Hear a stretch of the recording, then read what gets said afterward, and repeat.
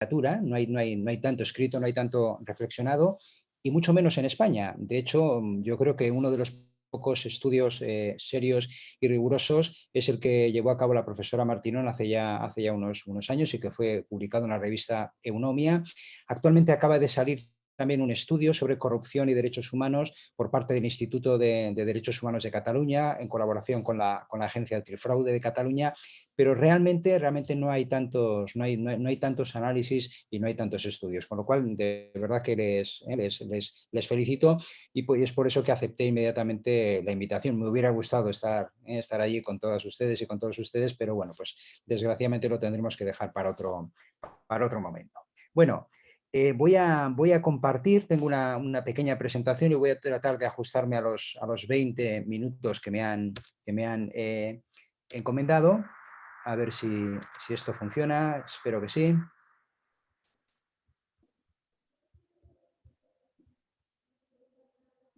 ¿Se ve, no se ve? Sí. Ahora sí. Se ve perfecto. Vale, perfecto. Bien, pues entonces, como decía Ruth Martinón, básicamente lo que voy a hacer es un análisis, es una visión bastante amplia sobre el tema de la corrupción, pero específicamente el papel que juegan las denominadas empresas transnacionales, y lo voy a hacer desde los derechos humanos, desde el paradigma y desde el marco jurídico internacional de los derechos humanos. Ese, por lo tanto, es el planteamiento que quiero compartir esta mañana con todas ustedes y con todos ustedes.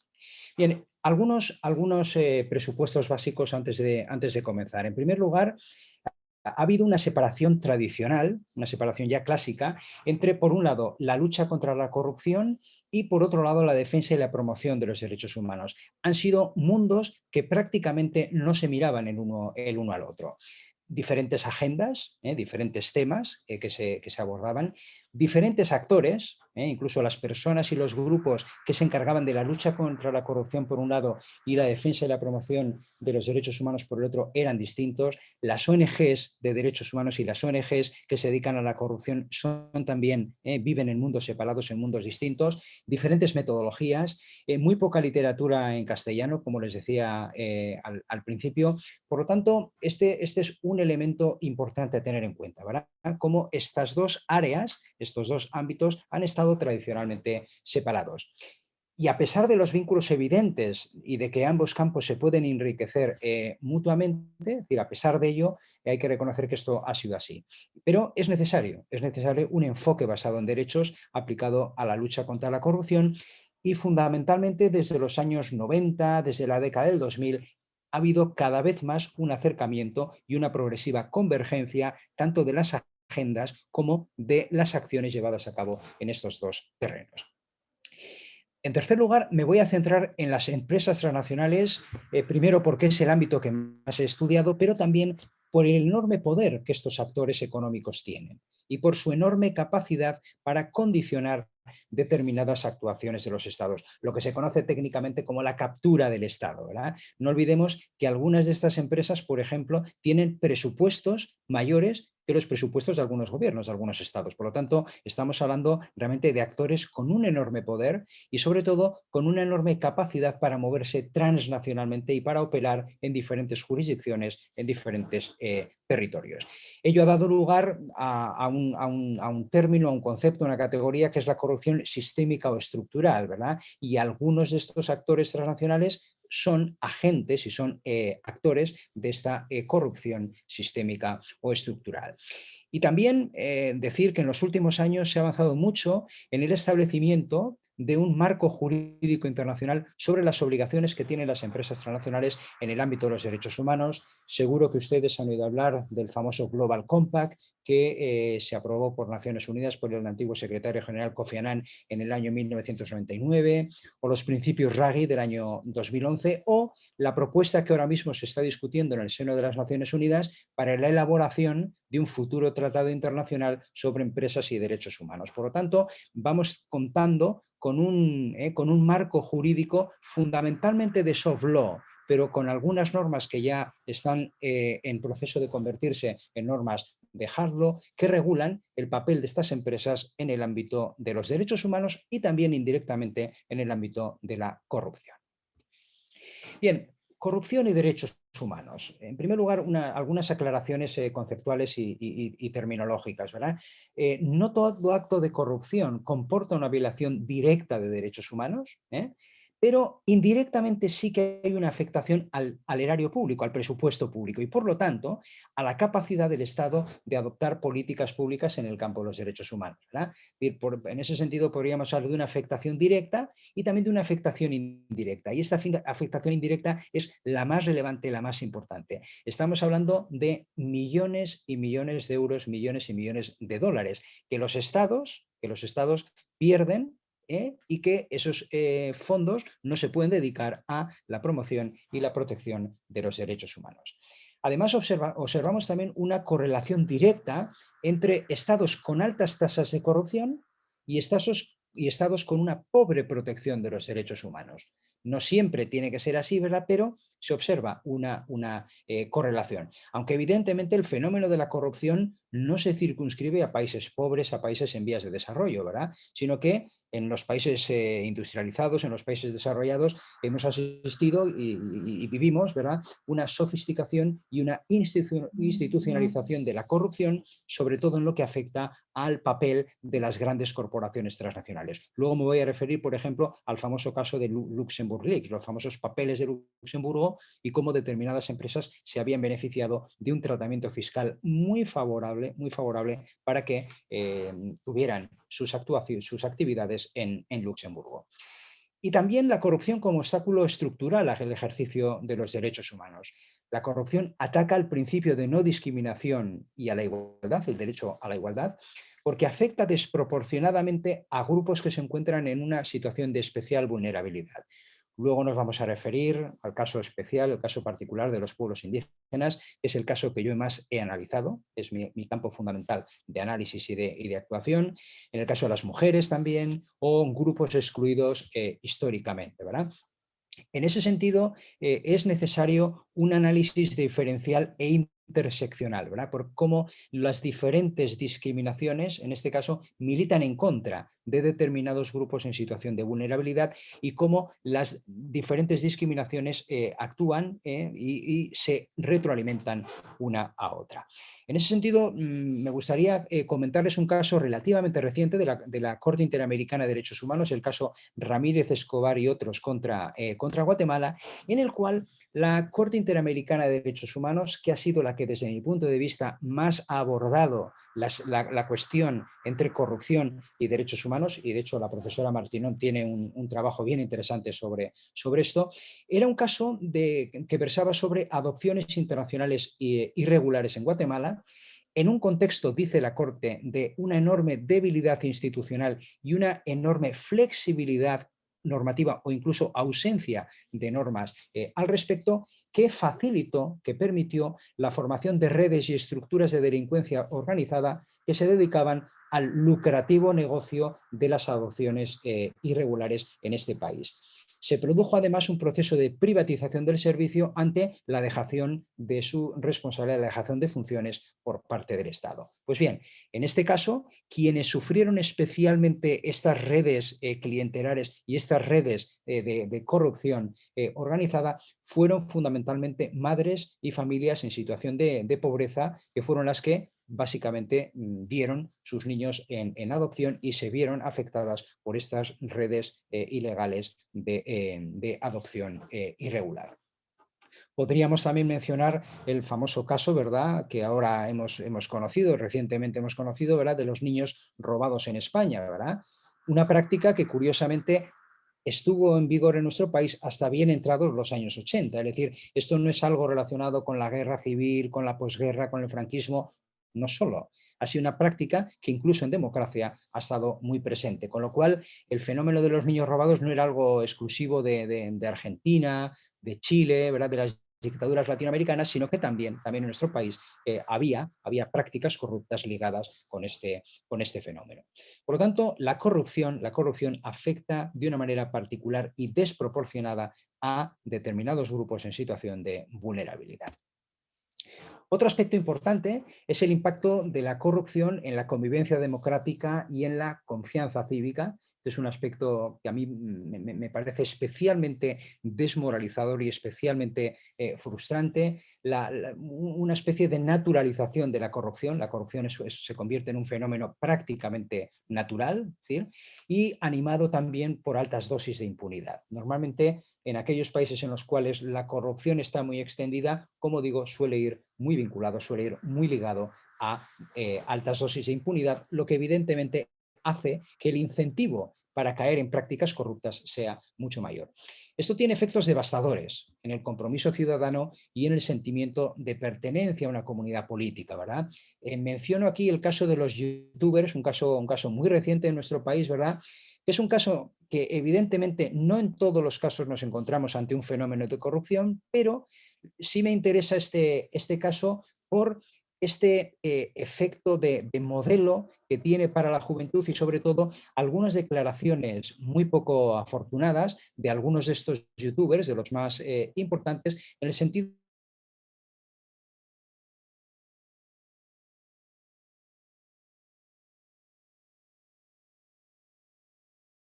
de que el defraudar y el pagar pocos impuestos es un ejercicio y es una especie de modelo a seguir porque, como digo, el compromiso ciudadano, el compromiso con el país, pues no es tan fuerte. Me preocupa especialmente lo que esto puede significar para esos jóvenes y esas jóvenes que tienen como uno de sus referentes, como uno de sus modelos, estos youtubers que tienen a gala trasladarse a Andorra sencillamente para no pagar los impuestos que deberían, cuando además estas personas por supuesto, se han beneficiado de la educación pública, de la sanidad pública durante muchos años, pero ahora, cuando comienzan a tener ingresos importantes, se van a Andorra, ¿verdad? Entonces, es en ese sentido que me parece importante este elemento de confianza cívica, de compromiso democrático. Bien, corrupción, derechos humanos y transnacionales. Este tema es un tema no tan reciente, ¿verdad? Sino que ya en los años 70 encontramos los primeros pronunciamientos internacionales y los primeros instrumentos internacionales que prestan atención a la cuestión de las empresas transnacionales, la corrupción y los derechos humanos. Aquí seguro que conocen la famosa declaración aprobada por la Asamblea General de las Naciones Unidas sobre el nuevo orden económico internacional, el 1 de mayo de 1974, y en esta declaración ya se alerta sobre el enorme poder que concentran estos actores privados, estas empresas transnacionales, sobre todo cuando actúan en países en vías de desarrollo. Y sobre todo también la capacidad que estos actores tienen para interferir en los asuntos internos de los estados. Aquí lo que estaba un poco como background, ¿verdad? Como contexto, era el papel que la ITT y la Pepsi-Cola habían desempeñado en el golpe militar, el golpe de Augusto Pinochet del 11 de septiembre en Chile, ¿verdad? Era un secreto a voces, pero no teníamos pruebas fidedignas. Ahora, cuando ya se han desclasificado algunos documentos que eran secreto del Departamento de Estado norteamericano, está demostrada la participación y la financiación de estas empresas con sede en Estados Unidos en el golpe militar en Chile. Pues bien, este era el marco, como digo, en el cual se instala esta declaración del año 74. También en los años 90 asistimos a estrategias de responsabilidad social corporativa por parte de muchas empresas y el lanzamiento a bombo y platillo del Global Compact por parte de Kofi Annan en 1999. Es decir, se ponía ya el foco en la responsabilidad que tienen las empresas, tanto en el ámbito de los derechos humanos como en la lucha contra la corrupción.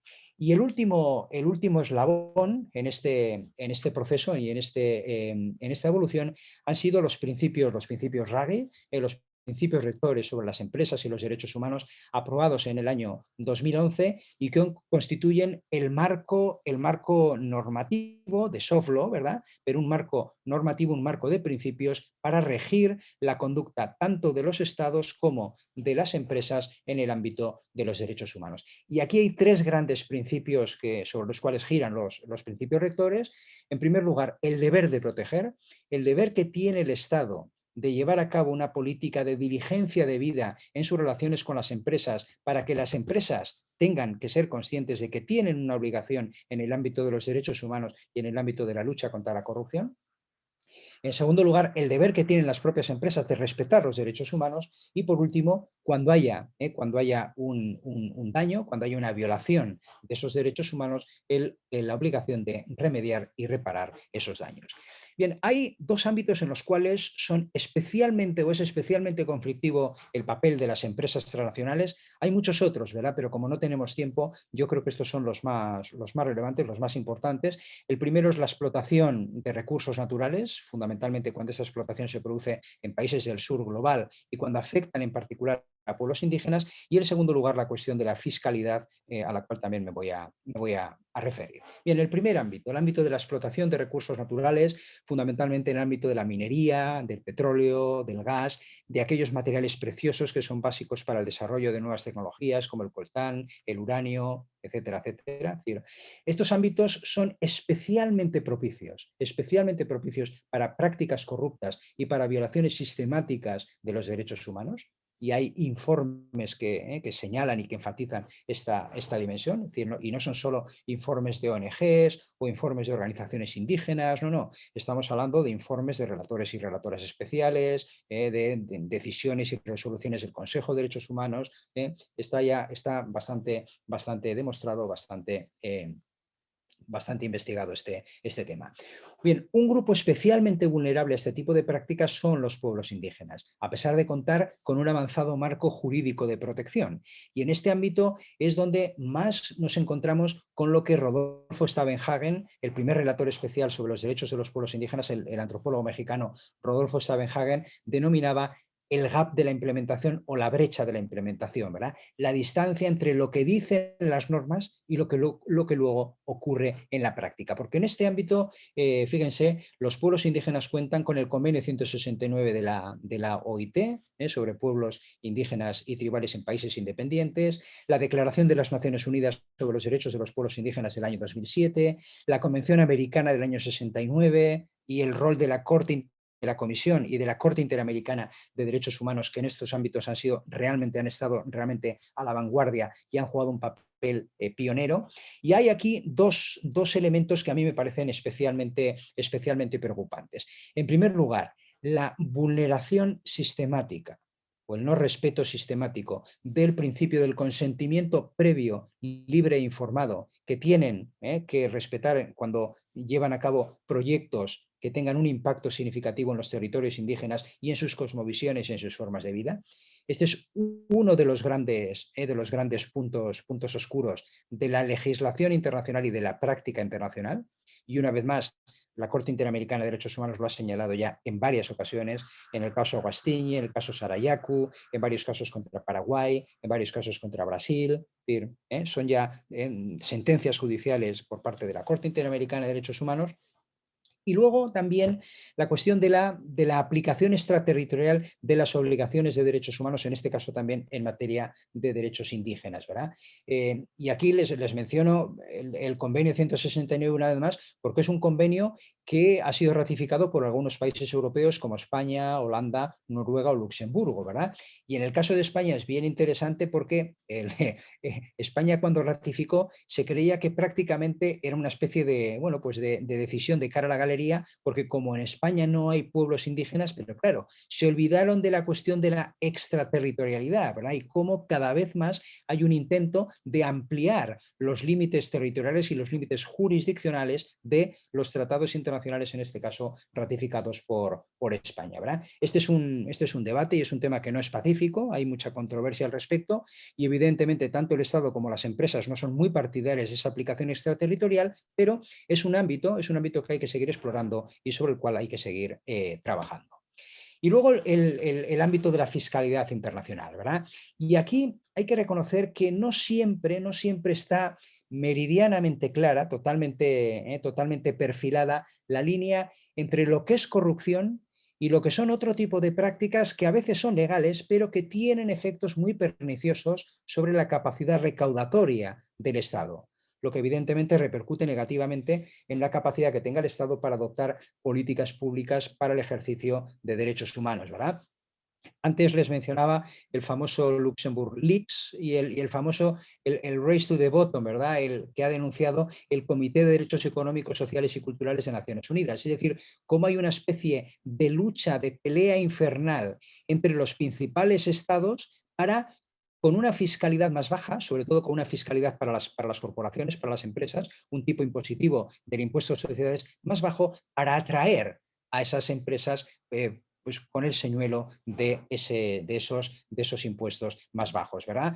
Aquí está este escándalo, ¿verdad?, que afectó nada más y nada menos que al que en aquel momento era primer ministro de Luxemburgo, Juncker, Jean-Claude Juncker, y que luego llegó a presidente de la Comisión Europea, ¿verdad? Este fue un auténtico escándalo porque salieron a la luz algunos documentos, algunos acuerdos secretos que el gobierno de Luxemburgo había firmado con 343, nada más y nada menos, grandes corporaciones transnacionales para, con la promesa de unos impuestos prácticamente irrisorios, menos del 1% del impuesto de sociedades, para que estas empresas se instalaran en el territorio de Luxemburgo. Como digo, son prácticas que muchas veces oscilan, ¿verdad? Y no están entre la legalidad pero que lo que ponen de relieve es precisamente cómo hay este intento de atraer a estas grandes compañías, pero sin pagar los impuestos que al final todas las ciudadanas y todos los ciudadanos tenemos que pagar. Y luego también la famosa iniciativa de la OCDE para establecer un tipo mínimo que gravaría las actividades de las grandes corporaciones transnacionales, ¿verdad? Fíjense, este es un dato del año 2015, un informe de la propia OCDE que establece que cada año 240 billones de dólares se nos van en evasión fiscal de las grandes corporaciones transnacionales. Por lo tanto, este es un problema tremendamente serio que hay que abordar, y parece que esta iniciativa, que realmente llegó a un punto muerto bajo la administración de Trump, ¿verdad? Trump se negó sistemáticamente a avanzar en este punto, pero bueno, parece que con la nueva administración, con los nuevos aires que ha traído Joe Biden, pues parece que hay una ventana de oportunidad para que esta iniciativa se pueda aprobar antes de acabar el año 2021. Y ya para acabar, algunas líneas de futuro, algunas líneas de acción. Yo creo que hay que seguir profundizando, hay que seguir llegando a cabo análisis de los vínculos entre corrupción y derechos humanos, como ha hecho fundamentalmente en el ámbito de las Naciones Unidas el Consejo de Derechos Humanos. Yo creo que es una línea que hay que continuar. Hay que explorar también la bondad, la pertinencia de crear una relatoría especial específica sobre estos temas, una relatora especial que analice, como digo, específicamente esta cuestión. También yo creo que a nivel internacional habría que utilizar el examen periódico universal, este examen ante el Consejo de Derechos Humanos de Naciones Unidas, de una manera primero más sistemática, pero también más estratégica, en aquellos países en los cuales la corrupción sea un problema de carácter estructural y de carácter endémico. Apoyar también la labor de investigación en este campo, pero claro, en algunos contextos puede ser una tarea tremendamente peligrosa. Ustedes saben que la profesión de periodista en México es una de las profesiones más peligrosas, con mayores riesgos. Pues bien, muchos de estos periodistas, de estas periodistas que han investigado casos de corrupción en México, casos vinculados al narcotráfico, han sido amenazados o han tenido que dejar el país o han sido asesinados. El caso reciente de Navalny en Rusia, por también poner sobre la mesa los casos de corrupción sistémica, que en algunos casos llegan incluso hasta el Kremlin y llegan incluso hasta el propio Vladimir Putin, y por eso dense cuenta el intento de asesinato que tuvo hace poco tiempo, etcétera, que actualmente está en prisión. Y por último, el rol importante que aquí tienen que jugar los medios de comunicación, la sociedad civil, la academia. Y con esto acabo, ¿verdad? Agradeciendo una vez más esta iniciativa de que la academia, realmente la universidad, se inmiscuya y comience a abordar estos temas, porque son temas que nos conciernen y son temas tremendamente relevantes para una cultura democrática, una cultura de la legalidad y una cultura de los derechos humanos. Muchas gracias. Muchas gracias, profesor Gómez Issa. Profesora González Navarro. Muy bien, pues gracias por su estupenda ponencia y sin más dilación pasamos a darle la palabra a nuestra siguiente invitada, nuestra siguiente ponente, María Farnés Martínez. Ella es fiscal delegada de la Fiscalía Especial contra la Corrupción y la Criminalidad Organizada. Esa es su faceta más conocida para todos nosotros, aunque en la actualidad además también es fiscal jefa de Santa Cruz de Tenerife. Yo quiero agradecer hoy especialmente su presencia aquí y sin más dilación le doy la palabra. El micro. Siempre me despisto. Buenos días a todos. En primer lugar, como no puede ser de otra manera, debo expresar mi agradecimiento a Alicia por su amable invitación de permitir que la Fiscalía pueda tomar parte en este tipo de jornadas. Por parte de la Fiscalía, esta invitación siempre es muy agradecida porque es una manera en que nosotros ponemos de relieve aquellos problemas que podemos tener en esta lucha contra la corrupción. No podemos olvidar que la Fiscalía es uno de los organismos públicos que está al frente de esta lucha, al frente, en nombre del Estado, de esta lucha en contra de la corrupción. Es cierto también, y no puedo dejar de engañarme, que cuando Alicia me dijo, dame un título para esta exposición, yo me lancé y dije, pues empresa pública y derecho penal. Claro, cuando empecé a prepararme la exposición, me di cuenta de que era, digamos, un título muy ambicioso para una exposición solo de 20 minutos, ¿no? Entonces, con la idea de ceñirme a estos 20 minutos más o menos, lo he sintetizado en dos aspectos muy concretos que son básicos, pero que son fundamentales para poder, digamos, iniciar o abrir diligencias judiciales por este tipos delictivos, sin perjuicio que luego en el debate podamos hablar de cualquier cosa si lo entendieran conveniente, ¿no? Esos aspectos muy concretos son para mí, en primer lugar, para mí, ¿cuál es el concepto de patrimonio público? Este es básico y parece que está muy claro, pero el concepto de patrimonio público a efectos penales no es un concepto tan claro y da lugar a numerosas sentencias de carácter contradictorio. Para mí, dentro del concepto de patrimonio público se plantean dos problemas fundamentales, que son, por un lado, determinar qué es lo que debemos entender como patrimonio público y, por otro lado, en qué momento debemos considerar que aquello es público. Por otro lado, también nos encontramos con determinar quiénes pueden ser los autores de estos delitos. ¿Deben ser siempre autoridad o funcionario público, en el sentido del derecho administrativo? ¿Tienen un concepto más amplio en derecho penal?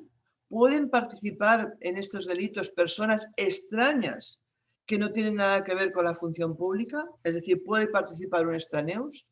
Esos son los dos puntos fundamentales que me gustaría tratar en esta, digamos, exposición.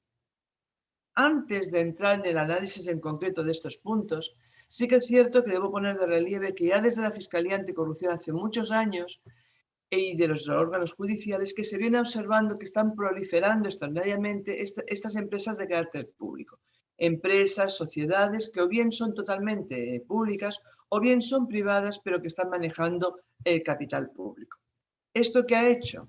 Indudablemente ha reducido extraordinariamente el esqueleto de la administración en su sentido tradicional. Este tipo de sociedades o de empresas lo que están haciendo es llevar a cabo digamos, competencias o servicios que son propios de las administraciones y que hasta no hace muchos años eran, digamos, gestionadas por las mismas con sus propios medios, tanto materiales como personales, cosa que en la actualidad no está ocurriendo. También es cierto que la creación de estos entes o de estas, digamos, empresas públicas o sociedades de economía mixta, en algunas ocasiones no es una creación, digamos, casual ni espontánea, sino que es una creación que está, digamos, tiene la finalidad de crear una situación que en cierta manera evite aquellos controles o filtros que la administración pública tiene para evitar desviaciones de poder. En muchas de estas empresas se omite, porque así legalmente lo permite la ley, el control, por ejemplo, que realiza un secretario, por ejemplo, del ayuntamiento, un control de legalidad.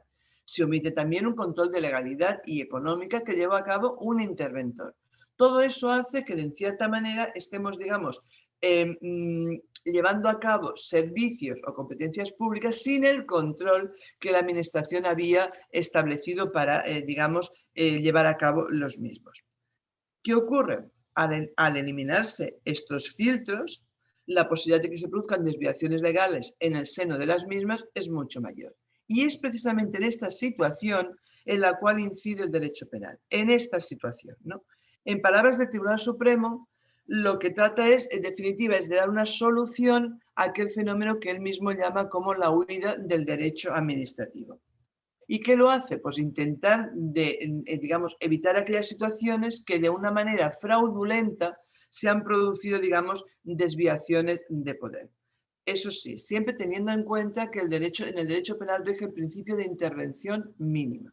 Es la última ratio, es decir, solamente debe intervenir el derecho penal cuando aquella desviación de poder es muy grotesca, es manifiestamente ilícita, ya que no podemos olvidar que el derecho penal no puede ni debe en ningún momento sustituir a la jurisdicción contenciosa administrativa.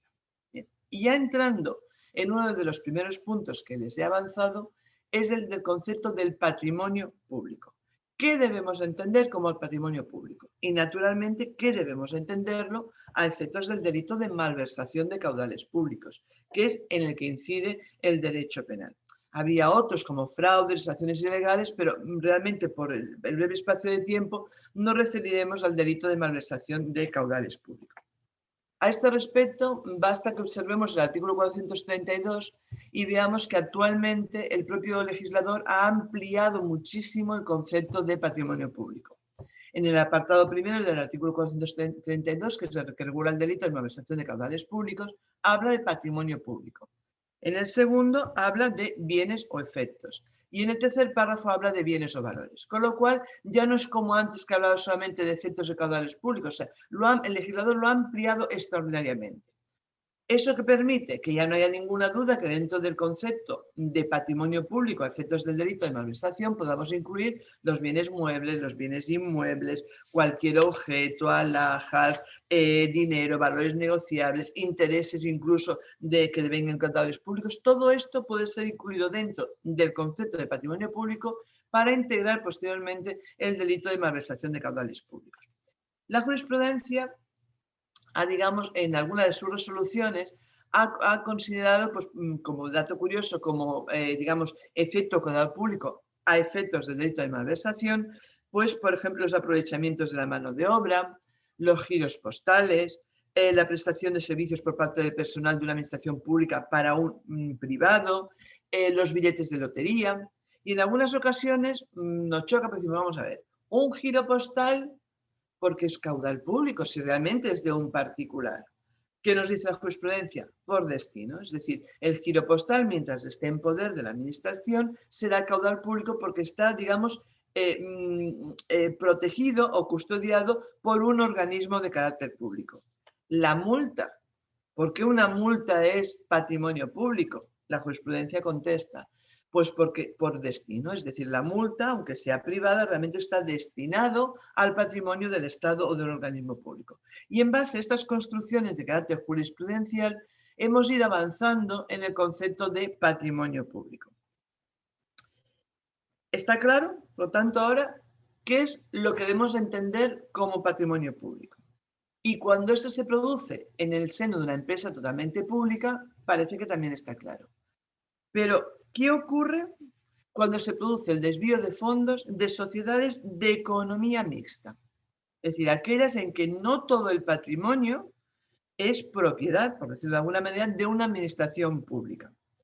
Y ello tiene mucha importancia, porque como vuelvo a repetir, en el ámbito local, sobre todo, se están llevando a cabo un gran número de prestaciones de servicios obligatorios de los ayuntamientos a través de sociedades privadas con capital público o sociedades privadas mixtas, de economía mixta.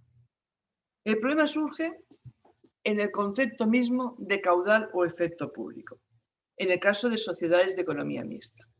ya que si entendemos que todo este patrimonio o todo este caudal es público, el desvío de fondos genera un delito de malversación de caudales públicos. Pero si entendemos que este, digamos, patrimonio o caudal no es público porque predomina la parte privada, el desvío de fondos de estas sociedades de carácter mixto generaría el delito de apropiación indebida. A este respecto, pues ha habido ya muchas sentencias del Tribunal Supremo que han analizado la cuestión y no todas lo han hecho de manera, digamos, uniforme, ¿no? Hay algunas, por ejemplo, el 7 de octubre del 2014, que establecía que aquellas sociedades de economía mixta, si el capital social era íntegramente público, naturalmente el desvío de fondos debía ser considerado como un delito de malversación de caudales públicos. Había otras, como por ejemplo en el 2016, que establece que los fondos de una entidad de naturaleza pública tienen la consideración de públicos sea cual sea el origen de los mismos. Pero es que esta misma sentencia también establece, ojo, en aquellas sociedades de economía mixta participadas tanto por organizaciones públicas como por empresas privadas, en este caso no, porque se confunde la participación privada con la participación pública, con lo tal la sustracción de fondos o el desvío de fondos en estos casos no puede ser considerado como un delito de malversación de caudales públicos porque no podemos decir que aquello sea enteramente público. En base a algunas de estas sentencias, hubo otras que, por ejemplo, negó la consideración de patrimonio público a los caudales de la tabacalera española Sociedad Anónima. Sin embargo, es cierto que recientemente el Tribunal Supremo ha endurecido la respuesta penal a este desvío de fondos, tanto de empresas públicas como de empresas, digamos, de economía mixta. Y ello lo ha llevado a cabo a través del Pleno no jurisdiccional del Tribunal Supremo de 25 de mayo de 2017. En este pleno, la totalidad de los magistrados de la Sala Segunda, por unanimidad, llegaron al acuerdo de que el patrimonio de sociedades mercantiles que estuvieran participadas por el Estado, por organismos públicos o administraciones públicas, deben tener la consideración de patrimonio público. Y por lo tanto son susceptibles de que el desvío de estos fondos pudiera incardinarse dentro del delito de malversación.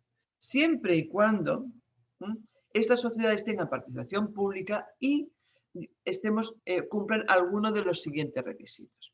En primer lugar, que estén totalmente participadas por fondos públicos.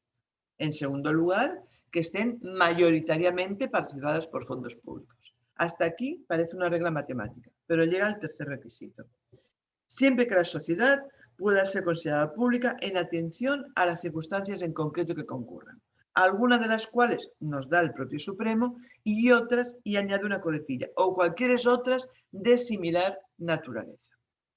¿Cuáles son estas circunstancias que, aunque no concurran ni mayoritariamente ni totalmente, pudieran ser consideradas el patrimonio de estas empresas como públicas?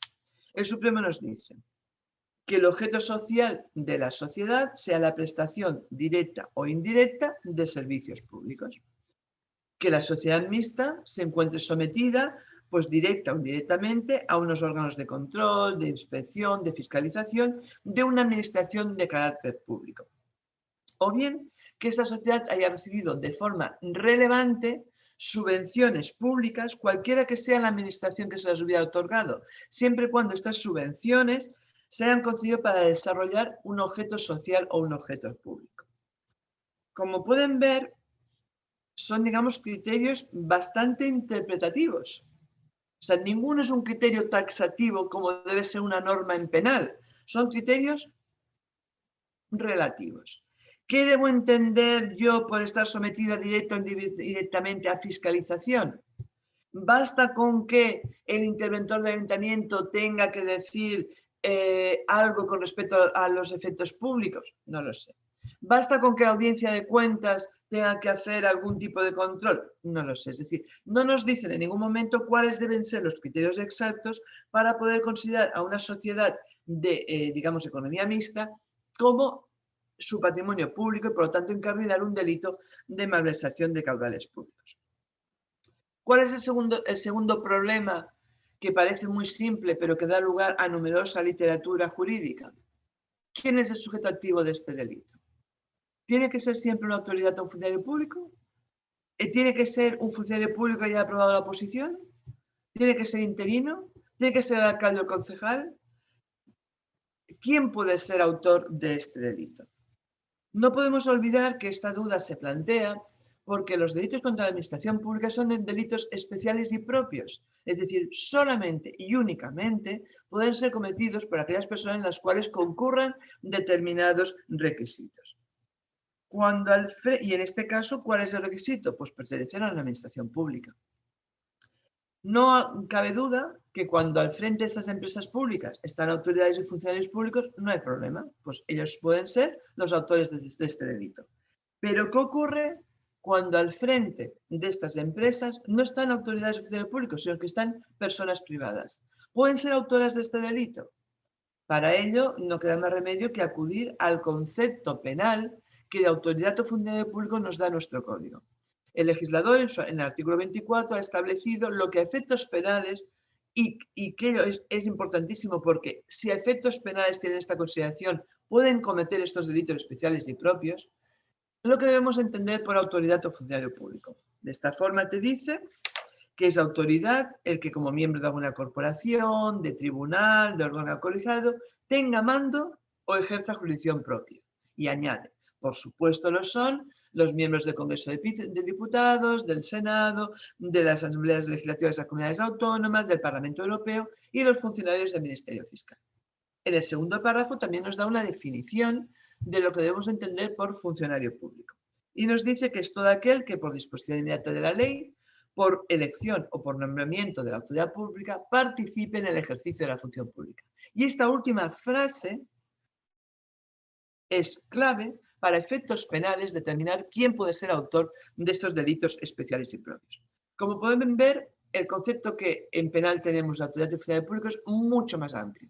A nosotros nos da igual que sea de carrera, que sea interino o que sea simplemente un funcionario de hecho que por algún motivo en concreto participe en aquel caso del ejercicio de la función pública. Por tanto, ¿qué es lo determinante para que se pueda ser autor de un delito cometido en el seno de una empresa pública o de una sociedad de economía mixta? Que aquella persona participe en el ejercicio de la función pública. Puede serlo, por lo tanto, cualquier persona con independencia de la situación administrativa que esté participando en el ejercicio de esta función pública. Basta, en el caso del delito de malversación, con que tengan la disponibilidad de estos fondos, que puedan manejar estos fondos. Pero no que pueda hacerlo porque hay una disposición administrativa que se lo permita, sino porque haya llegado a su poder en función de las concretas funciones que está desarrollando en el organismo público. En las concretas funciones por su participación en esta empresa de carácter público. Ya dejando y entrando en los gestores de estas sociedades de economía pública, podemos preguntarnos, bueno, ¿y lo que nos está diciendo para la empresa pública es igual si estamos hablando de sociedades de economía pública? ¿Es lo mismo? Desde el punto de la Fiscalía y de la mayoría de la jurisprudencia del Tribunal Supremo, es lo mismo. Y es lo mismo además porque actualmente en el artículo 435 del Código Penal se establece que los que se hayan encargados por cualquier concepto de fondos, rentas o efectos de administraciones públicas y a los particulares legalmente designados como depositarios de caudales o efectos públicos, el legislador ha ampliado el concepto de autoridad o funcionario público que nos había dado en la parte general en el artículo, 24.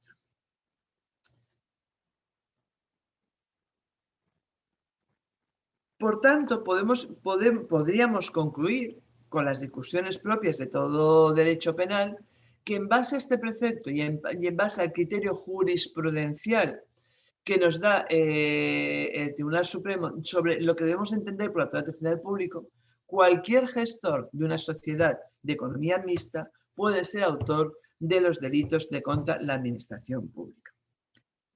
Ahora vamos a ver qué ocurre cuando en estos delitos no solamente participan estos gestores de estas sociedades mixtas o de empresa pública. ¿Qué ocurre cuando en estos delitos participan otros particulares que no tienen nada que ver con esta empresa y que además en los mismos no concurren aquellos requisitos exigidos por el Tribunal Supremo?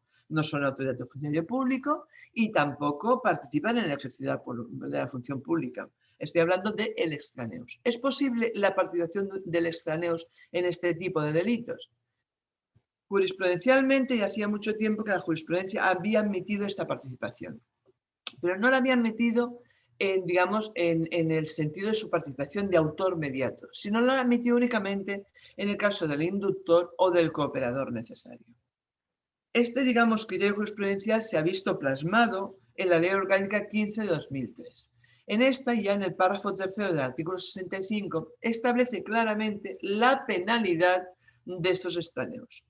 Y entonces le permite al órgano judicial, al juzgado o al tribunal, cuando no concurran, digamos, en un inductor o en un cooperador necesario aquellos requisitos necesarios para ser autor mediato de estos delitos especiales y propios, le permite al tribunal o al órgano judicial imponer la pena inferior en grado.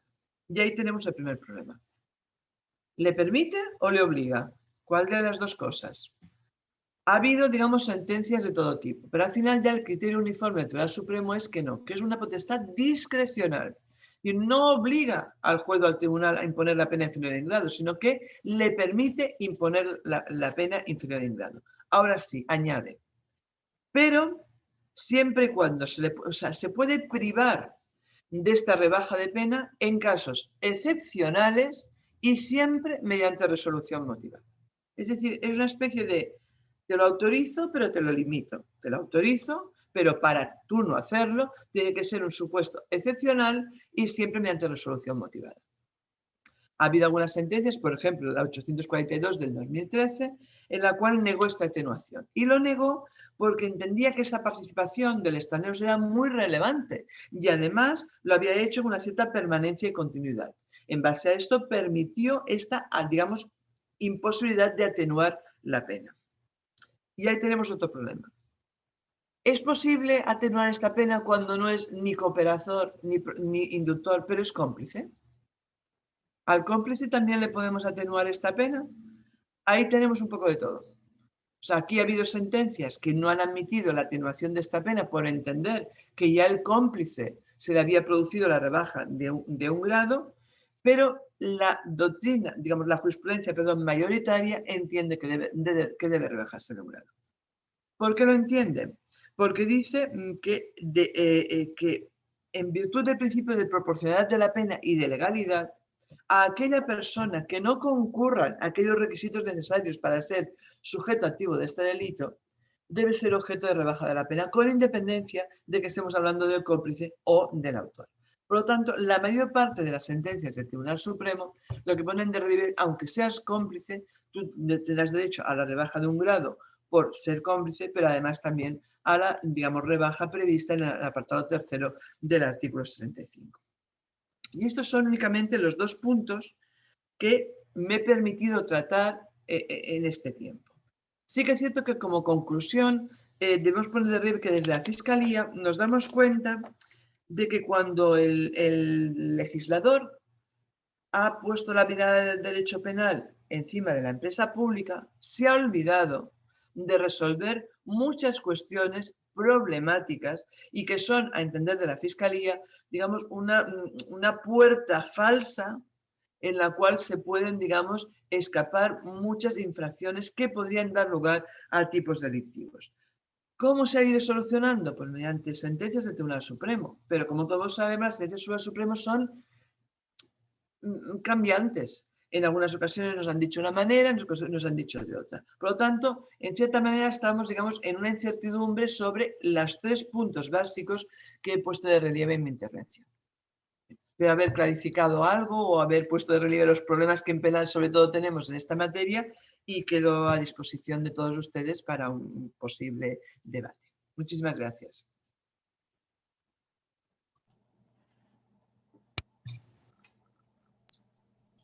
Muchísimas gracias por la estupenda intervención, que seguro será muy jugosa también para el debate. Ruth, te cedo la palabra nuevamente para presentar al último ponente. Israel Expósito es licenciado y doctor en Derecho de la Universidad de La Laguna. y también profesor de esta universidad en el área de Derecho Constitucional. Actividad que, bueno, que compagina o suplementa realmente su condición de miembro del Cuerpo Superior de Administradores en la Escala de Administradores Generales de la Comunidad Autónoma de Canarias, y actualmente ocupa la Jefatura de Servicio de Gobierno Abierto, Innovación y Mejora Continua en la Consejería de Administraciones Públicas, Justicia y Seguridad. Y me gustaría destacar que tanto en su condición de profesor de la UL como de funcionario de la Comunidad Autónoma, pues muestra un especial interés en todas las aristas de la corrupción, dedicando tiempo tanto a su estudio como a la organización de cursos que nos permiten a todos los que participamos pues avanzar tanto en el conocimiento como en la concienciación sobre la gravedad de este fenómeno de la corrupción. Y ya sin más, por supuesto le cedo la palabra al profesor Expósito. Israel. Muchísimas gracias, Ruth. Bueno, en primer lugar, también quiero agradecer tanto al grupo de investigación como a la red, y en particular tanto a las profesoras Alicia González como Ruth Martinón, que me hayan invitado a participar en este seminario pues, para tratar una materia que, en mi opinión personal, merece una atención muy específica en los tiempos que corren. Yo voy a tratar de explicar, voy a compartir pantalla mientras tanto, de llevar a cabo una exposición de cuál ha sido la preocupación desde el punto de vista de las comunidades autónomas en la materia que nos ocupa. Lo voy a hacer además con el obstáculo de intervenir después de las dos brillantes ponencias, tanto del profesor Gómez Guisa como de la señora Farnés, que evidentemente la exposición de sus conocimientos sobre la materia que nos ocupa, pues eleva el listón, ¿no? Bien, yo en primer lugar creo que es importante hacer una aproximación al concepto de corrupción. Es una materia de todas formas en las que no voy a ahondar.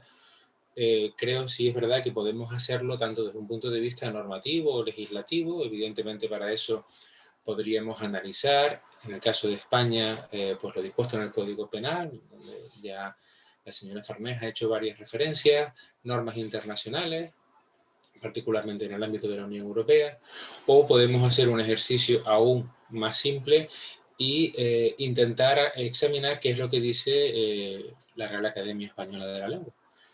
Hay una sección, la 4, en la que define la corrupción de forma particular, haciendo referencia a que en las organizaciones, especialmente en las públicas, es una práctica que consiste en la utilización de funciones, de medios que existen dentro de esas organizaciones, para hacerlo en provecho, bien sea económico o de cualquier otra naturaleza, de sus gestores.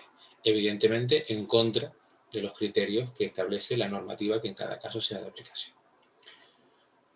Desde el punto de vista también conceptual o de la valoración de los elementos que se pueden tener en cuenta cuando nos aproximamos al fenómeno de la corrupción desde el punto de vista de las administraciones públicas, podemos entrar a analizar qué datos tenemos al respecto, barajar datos cuantitativos que podemos hacerlo bien a través de las diferentes estadísticas de instituciones y organismos oficiales al respecto, analizando también cuál es la opinión del sector público, de la opinión pública sobre el fenómeno de la corrupción, yendo también a fuentes, por ejemplo, en el Consejo General del Poder Judicial respecto a los delitos que se cometen en este ámbito. Y también podemos analizar cuál es la repercusión social, cuál es el coste social que tiene la corrupción. Desde este último punto de vista, creo que también es destacable que se puede constatar una fuerte preocupación en las administraciones, en las instituciones públicas, por las implicaciones del fenómeno de la corrupción, que en el menor de los casos podríamos decir que provoca un distanciamiento o acentúa ese distanciamiento entre la sociedad y sus administraciones o sus instituciones públicas. Un distanciamiento que evidentemente debemos superar desde el punto de vista de las administraciones públicas, pues para propiciar precisamente una mayor implicación de las personas en la gestión de los asuntos públicos, en los procesos de toma de decisiones públicas. Desde este último punto de vista, creo que también hay que tener en cuenta algunas coordenadas del contexto actual o algunos factores que inciden en esas coordenadas. Aquí, como pueden ver en la presentación, solo he citado algunos de ellos, como por ejemplo podría ser la repercusión de las nuevas tecnologías. Por identificar algunos ejemplos, tanto la Agencia Tributaria, la Comisión Nacional de Mercado de la Competencia, ya utilizan nuevas tecnologías precisamente para luchar y prevenir supuestos de fraude. Evidentemente, la implantación de las nuevas tecnologías en las administraciones públicas en la actualidad representa un reto importante. No hablamos solo de administración electrónica, que ese ya es un escalón que entiendo tenemos bastante avanzado, sino de ir un poco más allá y utilizar el ámbito de las nuevas tecnologías en diferentes sectores. Por ejemplo, ahora se habla mucho del blockchain en el ámbito de la contratación pública, etc. También estamos en un horizonte en el que podemos identificar nuevos mandatos normativos. Por citar uno de ellos, del que seguramente se hable bastante en los próximos tiempos, como de hecho ya viene sucediendo, puede ser la Directiva Europea, aprobada en relación precisamente con la protección de las personas que informen sobre la comisión de infracciones en el ámbito del derecho comunitario, más conocida como la Directiva del Denunciante, o de protección de los denunciantes, y cuyo plazo de transposición vence a finales de este año, el 17 de diciembre de este año, para ser más preciso. Por supuesto, en la actualidad, las administraciones públicas vivimos con la mente puesta en la consecución de los objetivos de desarrollo sostenible. Ya lo venimos haciendo fundamentalmente en los últimos años, con la necesidad de aprobar en los tiempos, en los horizontes temporales correspondientes, cumplir los desafíos que plantean los ODS. Dentro del catálogo de los ODS, como ustedes saben, 17 Objetivos de Desarrollo Sostenible, uno de ellos, el objetivo 16, para ser más preciso, contempla una atención especial al fenómeno de la corrupción desde diferentes puntos de vista. Incrementar la transparencia, luchar contra todas las formas de corrupción, fortalecer las instituciones, etc. Recordemos en este sentido que precisamente una de las principales vías o de las herramientas más importantes para luchar contra la corrupción es precisamente el fortalecimiento de la transparencia, del acceso, de facilitar también el acceso a la información pública por parte de la ciudadanía. Una participación, en este caso, que va a propiciar, además, va a estimular una mayor rendición de cuentas por parte de las instituciones o de las administraciones públicas. Y finalmente, sobra decir que nos encontramos en un momento, prácticamente en toda la prensa se habla a diario de este fenómeno de estrategia de recuperación frente a las consecuencias económicas y sociales que han derivado de la COVID-19.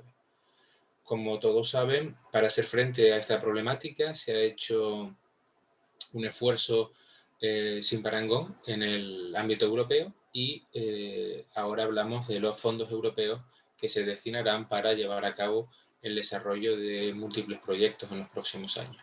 También en este ámbito se ha llamado la atención expresamente por el reglamento a través del cual se crea el instrumento que habilita la creación de estos fondos. Como decía, se ha llamado la atención sobre la necesidad de fortalecer o asegurar la lucha contra el fraude, la corrupción, etc. Yo he comentado antes que existe una profunda preocupación en el ámbito de las instituciones públicas, de las administraciones públicas, por la repercusión del fenómeno de la corrupción, que provoca un distanciamiento cada vez más acentuado, podría ser, entre la ciudadanía y sus administraciones. Al respecto, a mí me gustaría citar o intentar identificar cómo se ha reflejado esa preocupación por parte de las instituciones. Por eso, en lugar pues de citar doctrina, que también podría proceder, dado el caso, creo que es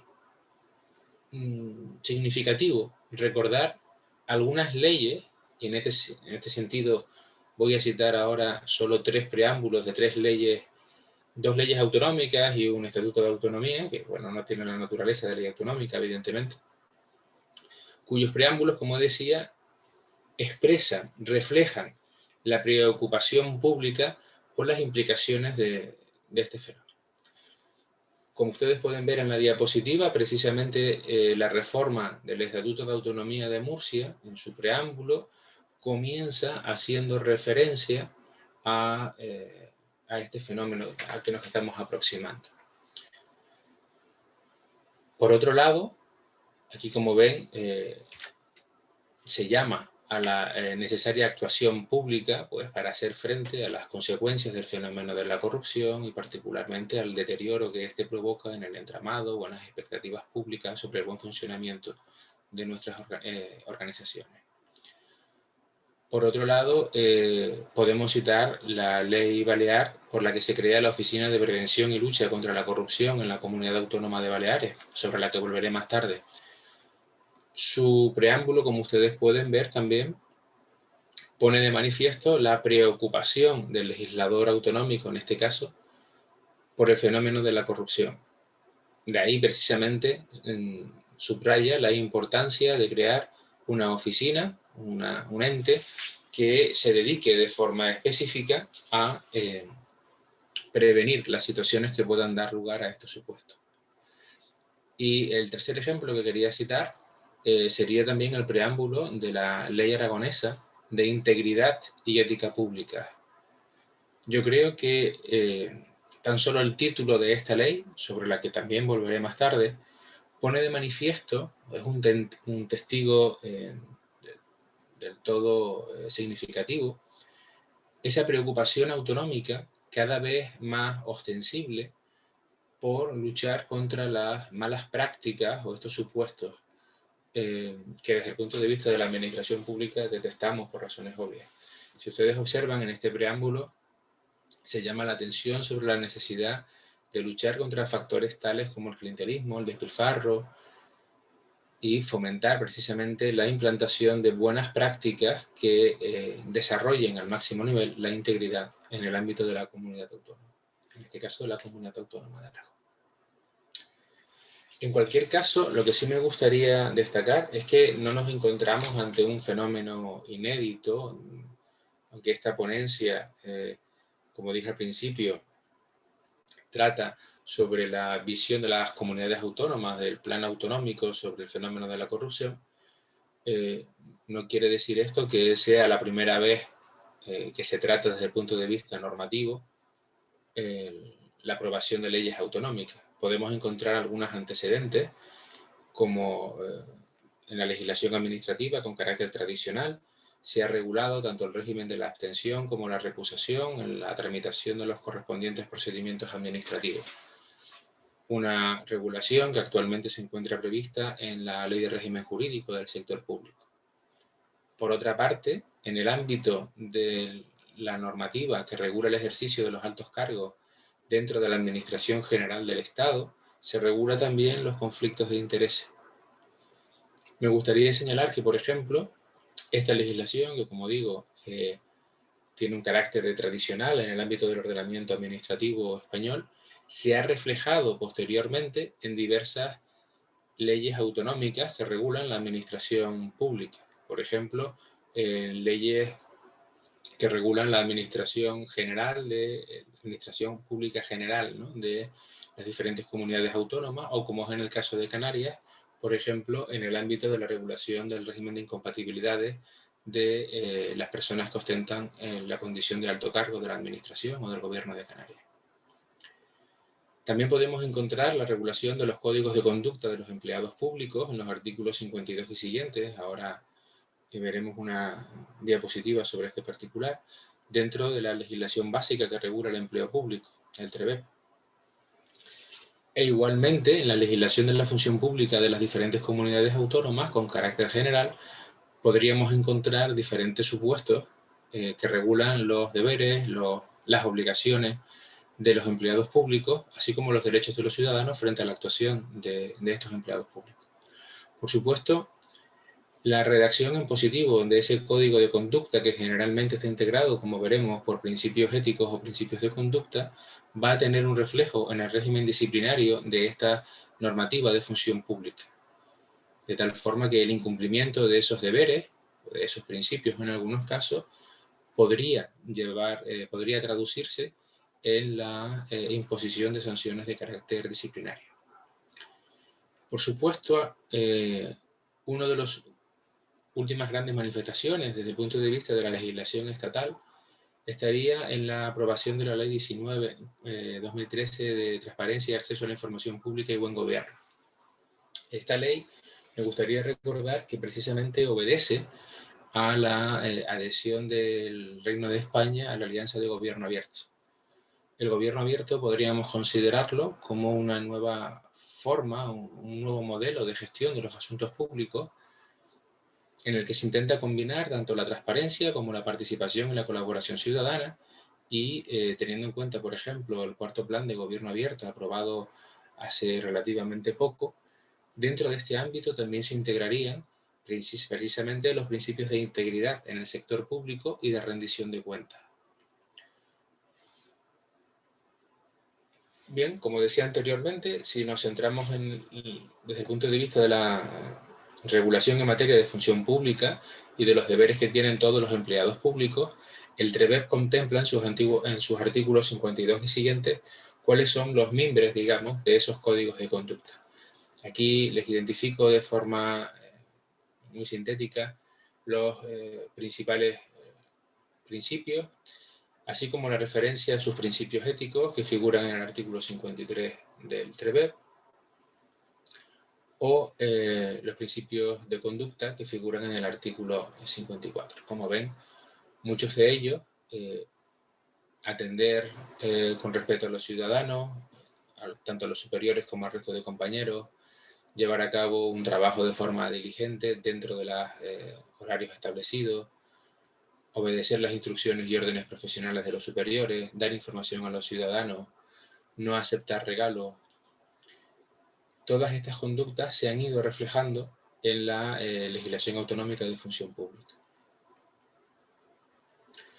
Pero el objeto de esta ponencia va un poco más allá. Todas esas normativas a las que al principio hacía referencia, esa normativa estatal que termina reflejándose en las correspondientes normas de administración pública de las comunidades autónomas, podríamos decir que ha evolucionado en los últimos años.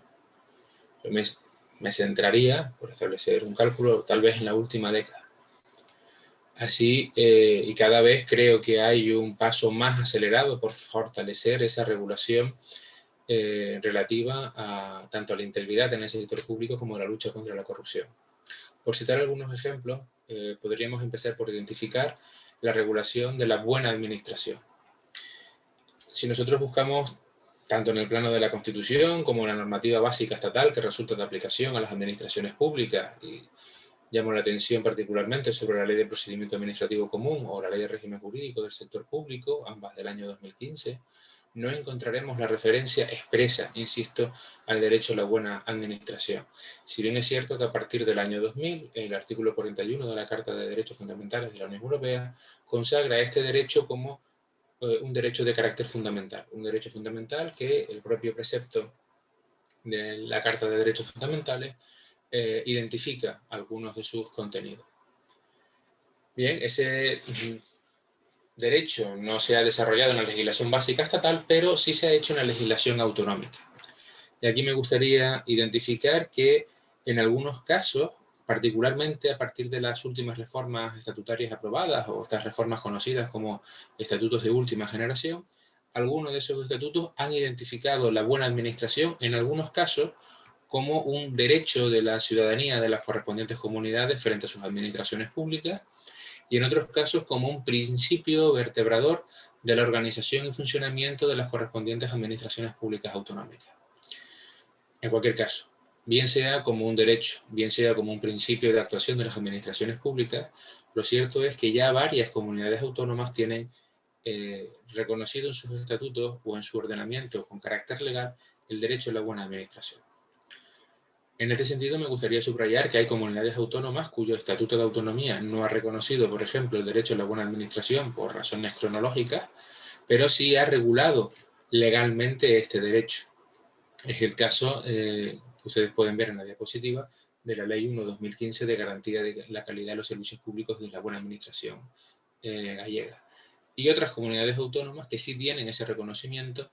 Por ejemplo, en el caso de Baleares, ese reconocimiento estatutario, sí han llevado a cabo también la aprobación de diferentes leyes para desarrollar y concretar en qué consiste el derecho a la buena administración o qué implicaciones tiene la buena administración. En esta evolución también podemos citar cómo paulatinamente se ha regulado el gobierno abierto en el ámbito de las comunidades autónomas.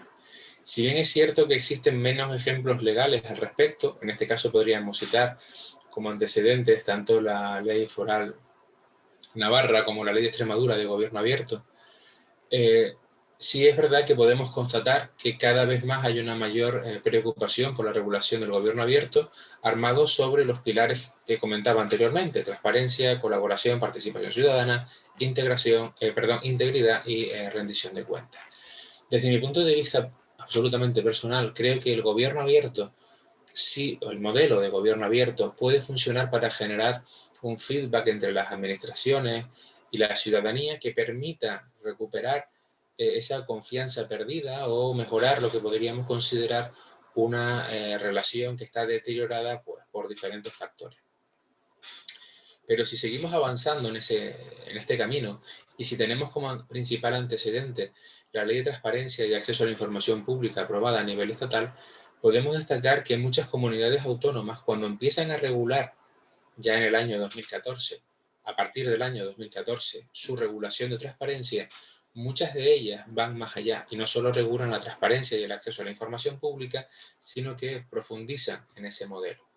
Por citar algunos ejemplos, podríamos citar la Ley Catalana 19-2014 de Transparencia, Acceso a la Información Pública y Buen Gobierno, la ya citada Ley Aragonesa de Integridad y Éticas Públicas, la Ley Foral de Transparencia, Acceso a la Información Pública y Buen Gobierno, la Ley Asturiana 8-2018, donde ya también regula al margen de la transparencia los grupos de interés, o la Ley Valenciana 25-2018, que regula la actividad de los grupos de interés.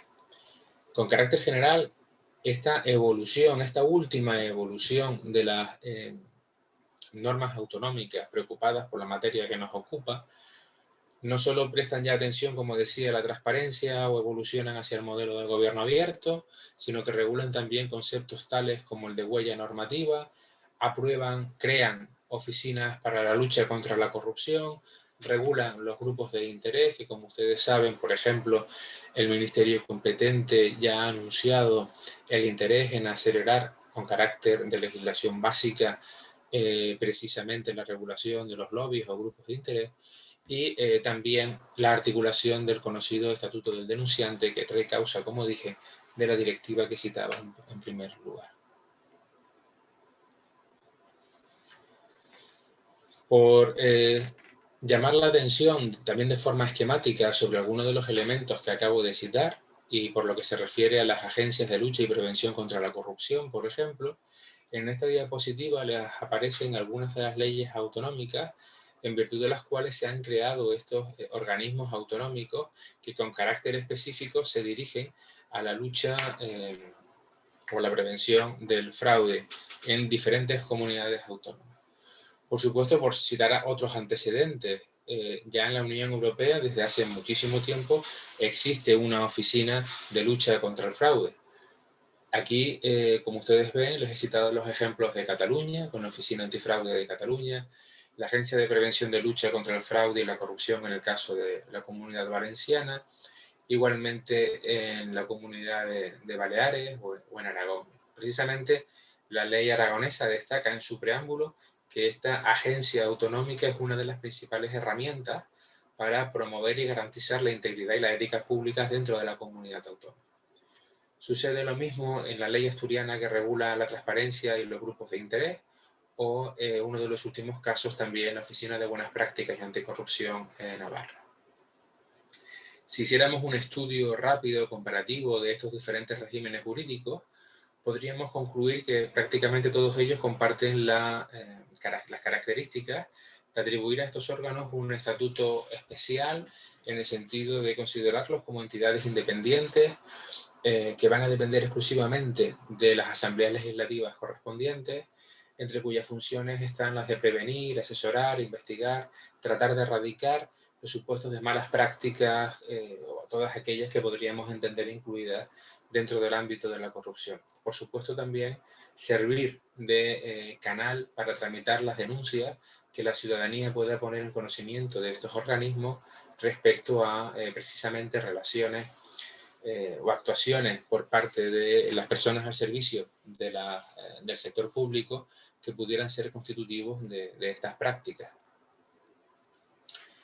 Por otra parte, llamar también la atención sobre la regulación de los grupos de interés, que por ejemplo ha sido objeto de regulación expresa en el caso de Aragón, de Asturias o de Valencia, digamos que desde un punto de vista cronológico, de forma bastante reciente.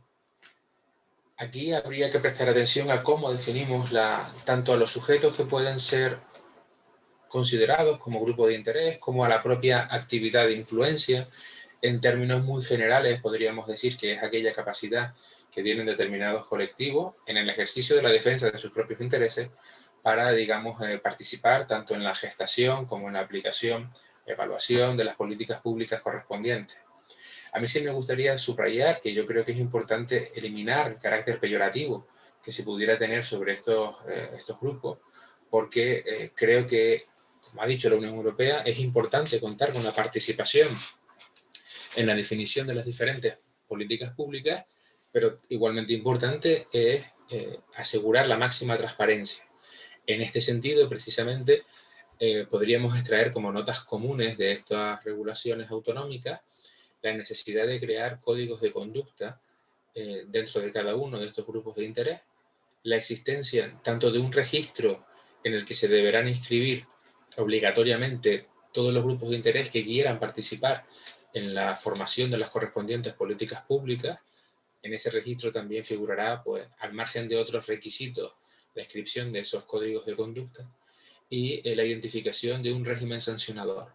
Un régimen sancionador que no solo identifica como sujetos eventualmente responsables de las infracciones que se pudieran cometer en estas legislaciones autonómicas a los representantes, a los propios grupos de interés, también a las personas que ostentan la condición de alto cargo dentro de las administraciones públicas, sino que en algunos casos también se identifica como sujetos responsables a los empleados públicos, a los cuales se aplicarían las normas disciplinarias correspondientes previstas en las correspondientes legislaciones de función pública.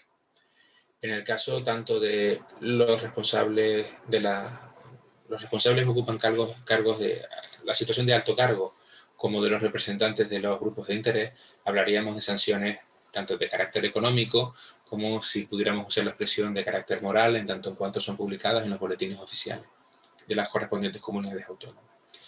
Y finalmente, por lo que se refiere al denominado Estatuto del Denunciante, que como ya he dicho, deriva de la directiva que está pendiente de transposición hasta finales de este año, podremos decir que, entre otras comunidades autónomas, Aragón y Asturias ya lo han regulado. Podríamos discutir, especialmente de cara a la aprobación de la legislación básica sobre esta materia, quiénes pueden ser denunciantes, es decir, pueden ser denunciantes todas aquellas personas que tengan conocimiento de un hecho que podríamos considerar una mala práctica, un caso de corrupción, solo aquellos que tienen la condición de empleado público, cualquiera de los dos. Hay que articular por parte de las administraciones públicas los correspondientes canales de denuncia. En este sentido, creo que tienen un protagonismo muy importante las nuevas tecnologías, a las que hacía mención al principio. En este estatuto hay que asegurar que no hay ninguna represalia contra aquellas personas que denuncian y que podemos garantizar absolutamente su confidencialidad. Y en este sentido también se debate sobre si cabrían o no las denuncias anónimas. Bien, con esto termino mi intervención. Les agradezco mucho su atención y quedo a la espera de si tenemos algún debate. Muy bien. Muchas gracias por esta también interesante ponencia. Y a partir de este momento queda abierto el debate. Sé que se ha planteado alguna pregunta a través del canal de preguntas y respuestas de los espectadores. Ruth Martinón, creo que la tenías a mano. Una dirigida por lo pronto para el profesor Gómez Isa. Efectivamente. Se le preguntaba, bueno, se le daba la enhorabuena en primer lugar y luego se le preguntaba sobre qué mecanismos legales se podrían implementar para la protección de pueblos indígenas, sobre todo con respecto a las grandes empresas transnacionales, y citaba en concreto el caso de Odebrecht, ¿no?, como es conocido públicamente, que habría ocasionado una mega corrupción en América Latina entera, y en el caso peruano ahora mismo tenemos investigaciones respecto a los 4 expresidentes. Y en particular respecto a las violaciones a los derechos humanos de los pueblos indígenas por parte de esta empresa, afectando zonas de reservas naturales. Y si sería posible que la comunidad internacional pudiese implementar medidas en defensa de la Amazonía. Muy bien, muchas gracias por la pregunta. Una pregunta, bueno, varias preguntas, ¿verdad? Yo creo que muy pertinentes. En primer lugar, el caso de Odebrecht es un caso, como la persona que pregunta, es un caso de mega corrupción o de corrupción sistémica, como antes comentábamos, ¿verdad? Además, no solo afecta desgraciadamente a Brasil, sino que la fuente fundamental de Odebrecht viene no afecta solo a Perú, perdón, como aparece en la pregunta, sino que la fuente fundamental viene de Brasil, pero ha afectado a países como Colombia, como Argentina. Es decir, estamos ante un caso regional, en este caso, de corrupción, que ha afectado también, curiosamente, no solo a varios expresidentes. En el caso del Perú, desgraciadamente, ¿verdad?, 4 expresidentes han estado vinculados a estos casos, sino que también ha tenido un efecto en algunos proyectos relacionados con pueblos indígenas en Perú, pero también en Colombia y en Brasil. Pero, ¿qué mecanismos? Pregunta la persona que hace la pregunta, dice, bueno, ¿de qué mecanismos disponen los pueblos indígenas para hacer valer sus derechos? Bien, pues gozan de cantidad de mecanismos y de cantidad de instrumentos jurídicos, tanto internos como internacionales, para hacer y para defender esos derechos, ¿verdad? Una vez más, el problema no son las normas, no son las instituciones, sino que fundamentalmente es la falta de voluntad política para aplicar y para implementar esos derechos. En el caso del Perú es dramático, ¿verdad? En el caso del Perú es dramático porque Perú, primero, es un país que ha ratificado el convenio 169 de la OIT. Por lo tanto, está obligado a adelantar consultas con los pueblos indígenas cuando haya proyectos que afectan significativamente a esas comunidades. Además tiene una ley que además sobre el papel es bastante avanzada, sobre consulta, y acaba de aprobar un reglamento sobre consulta previa e informada en el Perú. Por lo tanto, ¿qué es lo que tiene que hacer Perú? Y creo que aplicar esas normas sobre el papel. Además ha habido ya alguna sentencia del Tribunal Constitucional en el caso Tres Islas, un caso muy emblemático, en el cual obligó al Estado y obligó a las empresas, a varias empresas, a adelantar estos procesos de consulta. Por lo tanto, una vez más, no es un problema de normas, sino que es un problema fundamentalmente de la capacidad y de la voluntad política para aplicar esas normas, ¿verdad? Aquí quiero mencionar, porque como la pregunta se centra mucho en el caso del Perú, el caso dramático del antiguo presidente Alan García, ¿verdad?, que finalmente se suicidó cuando le venían a detener por los casos de corrupción vinculados con Odebrecht. Pero el caso de Alan García, y por eso lo quiero subrayar, es un caso emblemático y es un caso tremendo de lo que conocemos por racismo estructural o racismo institucional en relación con los pueblos indígenas, ¿verdad? Si la persona que ha hecho la pregunta o alguna otra persona en el público está familiarizada con el caso del Perú, el contexto es el contexto de exploración y explotación a gran escala en un lote petrolero de la Amazonía que afectaba a varias comunidades indígenas, a varias comunidades Shipibo-Conibo, lo que es en la zona de Bagua, y por eso se conoce como el Baguazo, porque ahí hubo un enfrentamiento con la policía por parte de estas comunidades para defender que se les consultara previamente, porque no había habido consulta. Bien.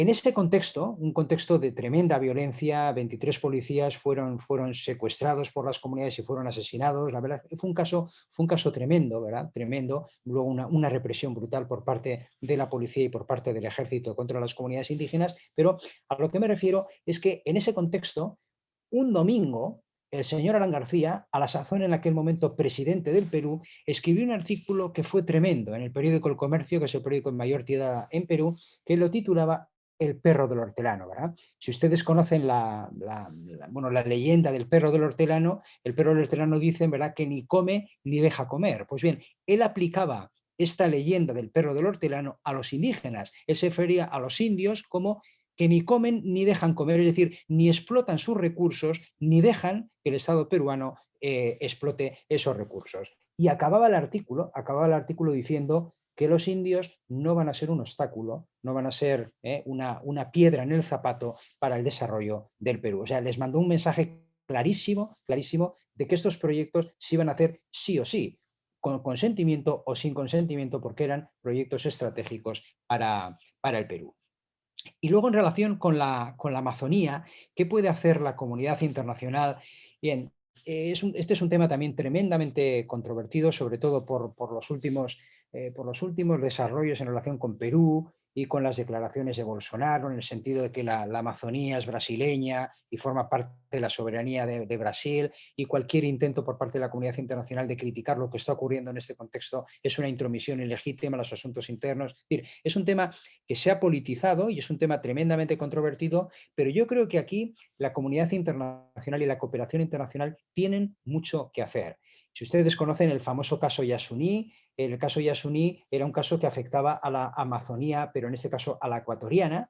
Hubo un acuerdo por parte del gobierno de Ecuador con la comunidad internacional para, a cambio de fondos internacionales de la cooperación al desarrollo, a cambio de fondos para el gobierno de Ecuador, no explotar los yacimientos que se habían descubierto en Yasuní, que era una zona ecológicamente y desde el punto de vista de la biodiversidad de especial protección. ¿Cuál fue el problema? Que finalmente la comunidad internacional que se había comprometido no libró los fondos necesarios para ellos y finalmente Yasuní acabó explorándose y explotando el petróleo en Yasuní. Pues bueno, en la Amazonía, en los otros países amazónicos, yo creo que podría ocurrir lo mismo, ¿verdad? Porque estamos ante, la Amazonía hoy en día representa lo que se conoce como un bien común global, ¿verdad? Una especie de patrimonio común de la humanidad, aunque evidentemente si me oye Bolsonaro me envía a la policía, ¿verdad? Porque esto es una especie de casus belli en Brasil, ¿verdad? Es un tema sobre el cual no se puede hablar, ¿verdad? Pero evidentemente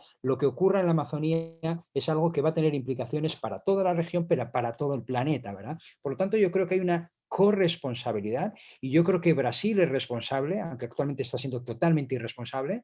Todos los países amazónicos también lo son, Colombia, Perú, Guyana, todo, Venezuela lo son, pero también la comunidad internacional.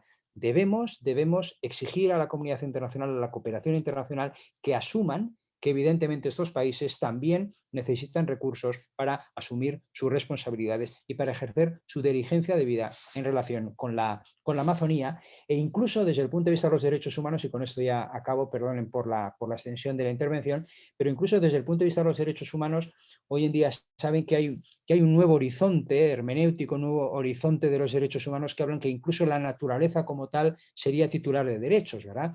Incluso las constituciones de Bolivia y Ecuador han reconocido a la Pachamama, la naturaleza, como titular de derechos, o incluso la Corte Constitucional de Colombia ha reconocido que la Amazonía tiene derechos. La Amazonía tiene derecho a ser protegida, a ser conservada y a ser preservada para las generaciones futuras. Por lo tanto, yo creo que es un elemento que en los próximos años nos va a acompañar porque nos va la vida en ello, ¿no? Nos va la vida del planeta y nos va pues aspectos tan importantes como el cambio climático, como la conservación de la biodiversidad, etcétera, etcétera. Muchas gracias por la pregunta. Muchas gracias, profesor Gómez Isa. La verdad es que me parece que el preguntante habrá quedado completamente satisfecho, ¿no? Con un dominio y un control tan grande del tema. Alicia. Sí, ¿hay alguna pregunta más? Tenemos a Irene Navarro.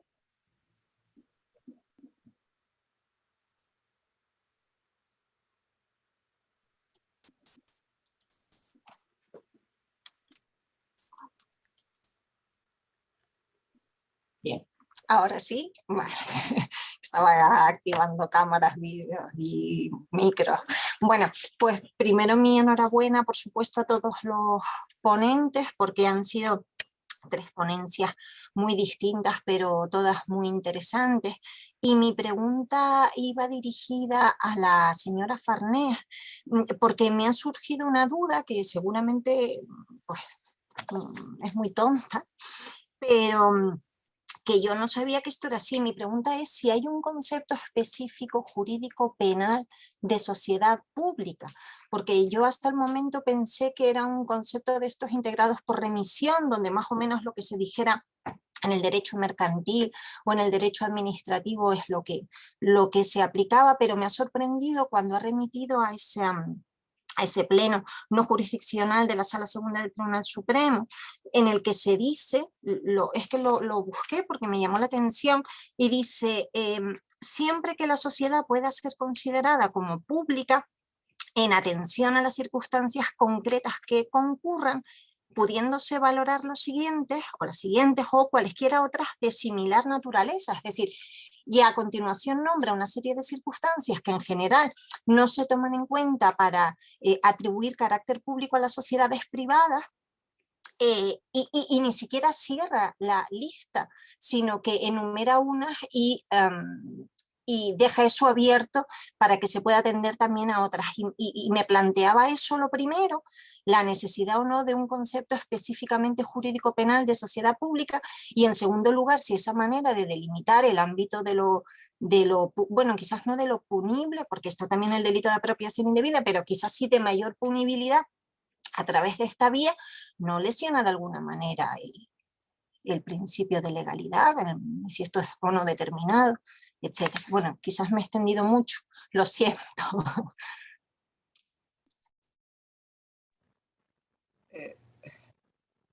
A ver, iniciar vídeo.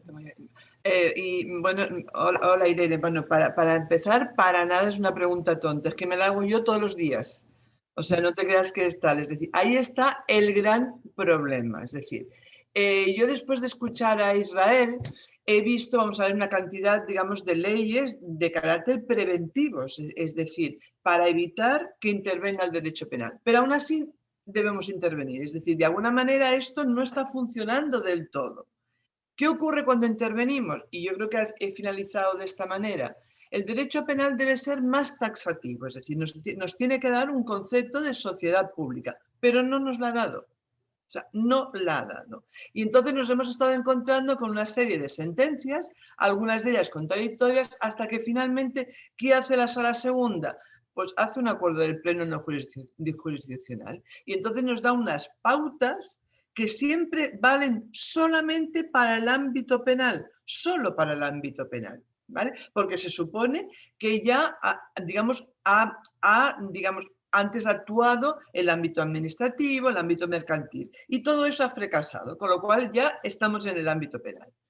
Entonces, nos da unos conceptos de lo que debemos entender como, digamos, patrimonio público a efectos de poder meternos directamente.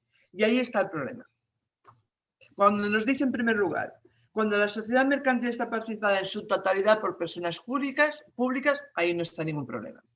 Cuando nos dicen la mayoría, tampoco. Pero cuando llegamos al tercero, ahí nos dice que puede ser considerada pública en atención a las circunstancias concretas en que concurran. Algunas de las cuales nos da el propio acuerdo, pero dice, o cualquier otra de similar naturaleza.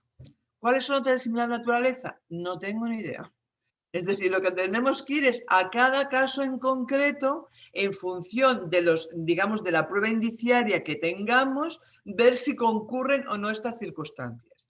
Naturalmente, nosotros, desde el punto de vista del fiscal, supongo que verá una, y desde el punto de vista de la defensa, verá otras. Y finalmente será el Supremo, en sus sentencias, la que irá, digamos, poniéndonos las vallas en el camino para que nosotros podamos ir avanzando.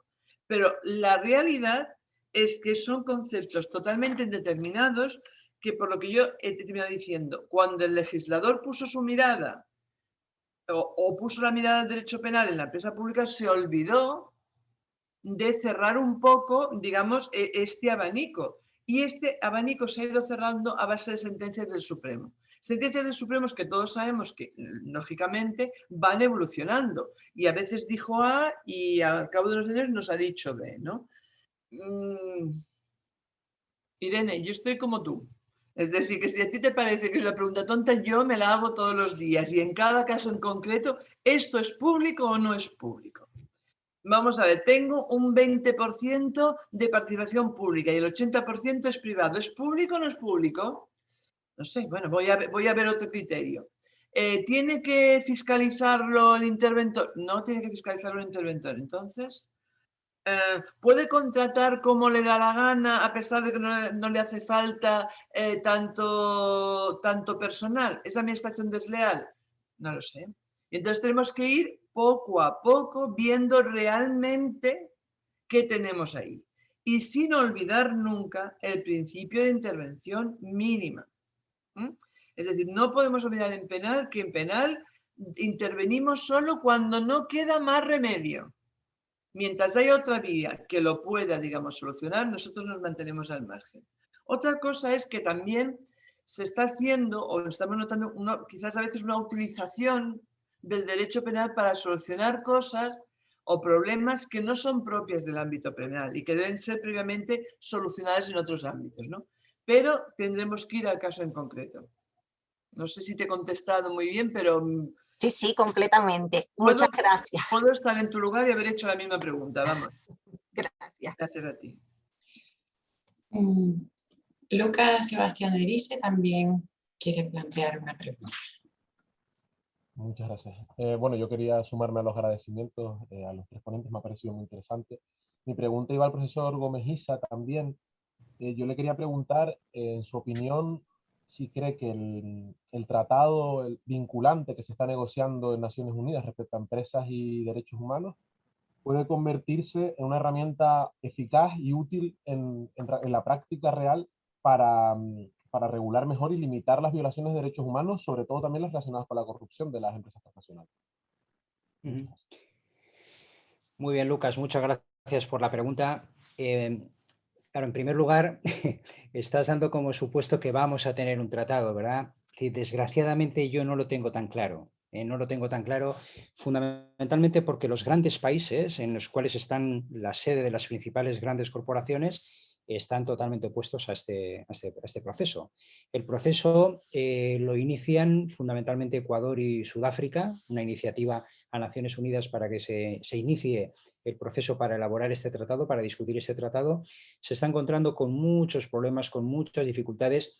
Incluso el propio gobierno ecuatoriano, que ha cambiado, ¿verdad? Desde que lo planteó bajo Rafael Correa, ahora hay otro gobierno. Entonces, la misma posición de Ecuador ha cambiado, pero sobre todo la Unión Europea, Estados Unidos, Canadá, están totalmente opuestos. Entonces, primero, ¿no? Primera premisa, ojalá este proyecto fructificara, ojalá saliera adelante, pero primero, si sale, que no lo tengo claro, saldrá muy recortado de las propuestas iniciales, pero evidentemente un instrumento jurídico vinculante yo creo que sería la mejor manera, en la forma más, más avanzada y más sofisticada para poder establecer obligaciones de carácter vinculante tanto para los estados como para las empresas. Pero esto es un desideratum y vamos a ver cómo evoluciona. Los diferentes proyectos que se han ido presentando plantean algunas cosas yo creo que interesantes, están basados básicamente en los principios RAGI. Los principios RAGI son la estructura, ¿verdad?, el esqueleto de este tratado internacional, pero vamos a ver qué es lo que queda y sobre todo qué mecanismos de implementación, porque como he respondido a la anterior pregunta, el problema no son las normas, sobre todo en materia de derechos indígenas, el problema no son las normas. Tenemos una jurisprudencia de la Corte Interamericana fantástica, muy progresiva en materia de reconocimiento del derecho de propiedad, en materia de consentimiento previo, libre e informado, pero luego esto no se cumple, luego no se aplica, ¿verdad? Este es el gran problema del derecho internacional en general, pero del derecho internacional de los derechos humanos en particular y todavía más en particular en relación con los pueblos indígenas y con las empresas. Gracias. Muchas gracias, profesor Gómez Issa. Estaba revisando las preguntas y respuestas. Yo no tengo controlada ninguna pregunta más que se haya planteado. Bien. ¿Quiere formular también una pregunta? Lourdes Melero.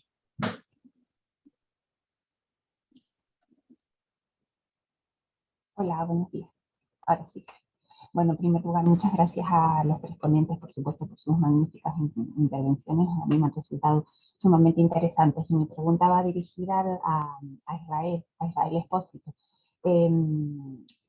Conectando con lo que planteaba la profesora Navarro y con la intervención de la señora Farnés, en la intervención de Israel se hablaba de esa normativa de las comunidades autónomas. Yo me he apuntado entre comillas que algunas de ellas tenían como nombre, utilizaban en el nombre de las normas, regulación de buena administración, buen gobierno, integridad y ética pública. Me ha parecido cogerlo literal, yo me lo he apuntado entre comillas. Y como les decía, conectando un poco con la intervención anterior, mi pregunta es si en esas normas autonómicas hay alguna previsión expresa, alguna mención expresa a las empresas con participación pública, porque hasta donde estamos viendo parece que hay un recurso, no sé si injustificado o si se está utilizando demasiado, no lo sé, o igual es una percepción nuestra equivocada, a la utilización, al desvío para prestar determinados servicios públicos, sobre todo en el ámbito de la administración local, lo señalaba la señora Farnés antes, me pareció entenderlo así, del recurso a la sociedad mercantil, a la empresa privada, al contexto, a la forma privada, o bien con participación del 100% público, o bien mayoritario o parcial, pero en todo caso el recurso para la prestación de servicios públicos a esa forma jurídica. Yo no sé si, para concretar la pregunta, si hay previsión expresa en esas normas, o a lo mejor es que no hace falta, o si en opinión de Israel la utilización de estas empresas públicas puede suponer de alguna manera sortear esas normas de buen gobierno, de ética pública, porque entiendo que en el marco de estas normas la administración está de alguna manera más controlada, más encorsetada, y la utilización de esta técnica de huida, que utilizaba también la señora Farnés hace un momento, de huida del derecho administrativo, pues no sé, de alguna manera puede comprometer, digamos, esa idea que me ha parecido como general, ese espíritu de ética, de anticorrupción, de que las administraciones públicas van todas a una para evitar el fraude. No sé si quizás la utilización de esta técnica, de la existencia de las empresas que llamamos públicas, pero de participación pública en todas esas modalidades, puede comprometer de alguna manera esa integridad, buen gobierno, buena administración. Muchas gracias. Muchas gracias, buenos días, profesora Melero. Bueno, como comentaba la señora fiscal anteriormente, evidentemente dentro del ámbito de la administración pública se viene hablando desde hace mucho del derecho, ¿no? De la huida del derecho administrativo. Desde mi punto de vista, y teniendo en cuenta las leyes que cité, que efectivamente muchas de ellas tienen en su nombre, en su título, tanto las referencias al buen gobierno, Aragón, precisamente la integridad y ética pública, ¿no? Entiendo que, como también apuntaba la señora Farnés, se tratan de normas que pretenden ser preventivas, precisamente para evitar males mayores. En ese sentido, evidentemente, se intenta si hubiera algún caso de corrupción, si se cumplieran los preceptos en ese sentido, se daría parte a la Fiscalía. Pero entiendo que el hecho de que se creen sociedades públicas no sería una vía para escapar de la aplicación de estas normas, porque estas normas tienen una vocación precisamente por su propia naturaleza, como yo lo veo, de aplicarse a todo lo que es el sector público, con la mayor perspectiva posible, ¿no? De lo contrario, pues perderían, entiendo yo, su propia finalidad. De todas formas, como también intenté subrayar, creo que se está haciendo camino y que seguramente, pues en lo que queda de año o en los próximos años, muy seguramente a raíz de la propia transposición de la directiva europea a la que hice referencia o de la regulación de los grupos de interés, se llevarán a cabo regulaciones más exhaustivas desde ese punto de vista. Pero en definitiva entiendo que todas estas normas se aplicarían a todo el sector público posible, precisamente para asegurar su efectividad, ¿no? Muchas gracias. Yo no quiero prevalerme de mi condición de moderadora en este momento, Por eso quiero llamar a ver si hay alguna otra pregunta más, porque si no formularía yo alguna. Bien, pues veo que nuestro equipo técnico maravilloso me ha anclado, con lo cual entiendo que tengo la palabra. Y quería preguntarle a Farnés Martínez acerca de su opinión en relación con la, vamos a decir, discusión que está teniendo lugar en la actualidad en relación con la aprobación o no, vamos a ver si a la tercera va la vencida, del anteproyecto de ley de enjuiciamiento criminal de 2020, donde, bueno, pues como se ha anunciado ya bombo y platillo, se va a atribuir la dirección de la investigación al Ministerio Fiscal. Y quería preguntarle si qué juicio le merece a ella en relación con este ámbito del que estamos hablando hoy, si le genera algún tipo de inquietud esta atribución al Ministerio Fiscal de la dirección de la investigación, no ya si se llevan a cabo las reformas que parece que van a ser necesarias también para la adaptación a la Fiscalía Europea, etcétera, sino incluso su perspectiva, digamos, de legelata, es decir, si se quedaran las cosas tal cual están ahora y se atribuyera la dirección al Ministerio Fiscal, pues no sé si en este ámbito concreto nos quedaríamos un poco a medias, ¿no? Y sobre todo si lo ponemos en relación también con la circunstancia de que cada vez parece que se está batiendo en retirada en el terreno legislativo la figura de la acusación popular. Alicia, esta pregunta tiene miga, ¿eh? Sí, da para una ponencia entera, pero bueno, nada más que... Vamos a ver. Yo soy una ferviente partidaria de que la instrucción la lleve el Ministerio Fiscal. ¿Por qué te lo digo? Porque en realidad no nos podemos engañar. El Ministerio Fiscal está especializado y hoy por hoy los órganos judiciales no lo están. No lo están pues, por motivos de diversa índole, pero lo cierto es que no lo están. ¿Ello qué hace? Que la mayor parte de investigaciones, digamos, complejas, véase corrupción, drogas, económicos, en realidad las está llevando el Ministerio Fiscal. La está llevando el Ministerio Fiscal a efectos de pedir las pruebas, a impulsar el procedimiento, tal. Esto es cierto, solo que no las está llevando él solo, las está llevando junto con el juez de instrucción. Dicho esto, yo creo que se está, digamos, las principales objeciones que yo oigo a la instrucción por parte del Ministerio Fiscal siempre vienen motivadas por nuestra, digamos, estructura de carácter piramidal. Es decir, que al final el Fiscal General del Estado es un órgano que, digamos, nombra el Fiscal General del Estado, nombra el Gobierno, como nombra a los magistrados del Consejo General del Poder Judicial. Es decir, aunque sea en ámbitos distintos. Es cierto, nosotros tenemos una estructura piramidal, pero lo que no podemos olvidar es que desde el Fiscal General del Estado hasta el último abogado fiscal está sujeto al principio de legalidad. Está sujeto, o sea, no vamos a recibir una orden ilegal. Otra cosa es que podamos recibir instrucciones sobre determinados, digamos, acusaciones, modulación de penas, tal, pero no nunca una orden ilegal. El nuevo proyecto, o sea, el proyecto que está de la ley de enjuiciamiento criminal, es que no nos gustan los fiscales. No nos gusta. ¿Por qué? Porque nos dan la instrucción y nos someten a una vigilancia tremenda. Es decir, o me deja trabajar o no me la dé, pero me tiene que dejar trabajar. Es decir, si usted me da la instrucción y me dice, si a los 10 días de una intervención telefónica no da ningún resultado, hay que dejarla sin efecto, ya le digo que no hace falta que intervengamos un teléfono, porque en asuntos complejos, de organizaciones criminales, tráfico de drogas, blanqueo de capitales y tal, a los 10 días es evidente que no vamos a tener nada.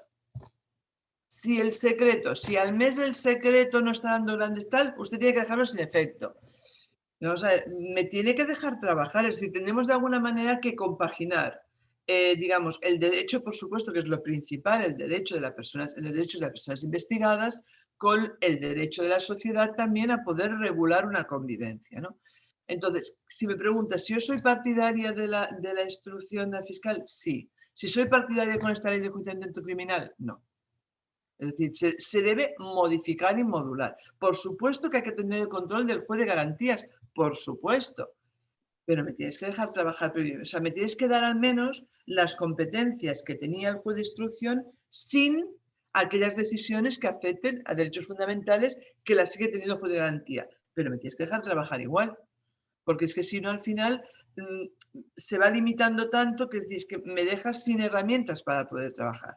Cuando al día de hoy, lo cierto es que en la práctica estas investigaciones las está llevando el fiscal, porque muchas de ellas empiezan en el seno de la fiscalía, en diligencias de investigación, y cuando van al juzgado van ya prácticamente finalizadas.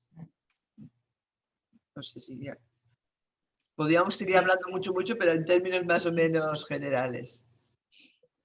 Muchas gracias. ¿Alguna pregunta más que quieran formular? Bueno, pues entonces no tendríamos más que despedirnos de nuestro amable público y espectadores y una vez más darles nuestro agradecimiento más cordial por su disponibilidad y por haber participado en este seminario que yo creo que contribuye en gran medida. Es bueno que se hable de esta materia y a mí me gusta formularlo en sentido positivo, digamos, ¿no? Me gusta mucho la expresión de cultura de la legalidad. Creo que hoy hemos avanzado en esta, vamos a decirlo así, educación en la cultura de la legalidad. Y bueno, pues lo que ya les decía, muchísimas gracias en particular a los ponentes por todas sus intervenciones tan magníficas.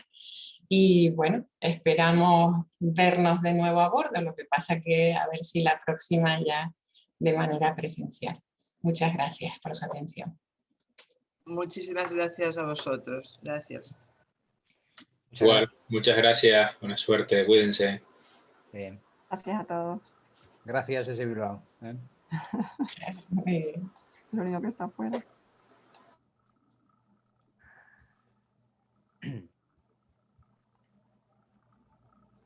Bueno, Ruth, pues...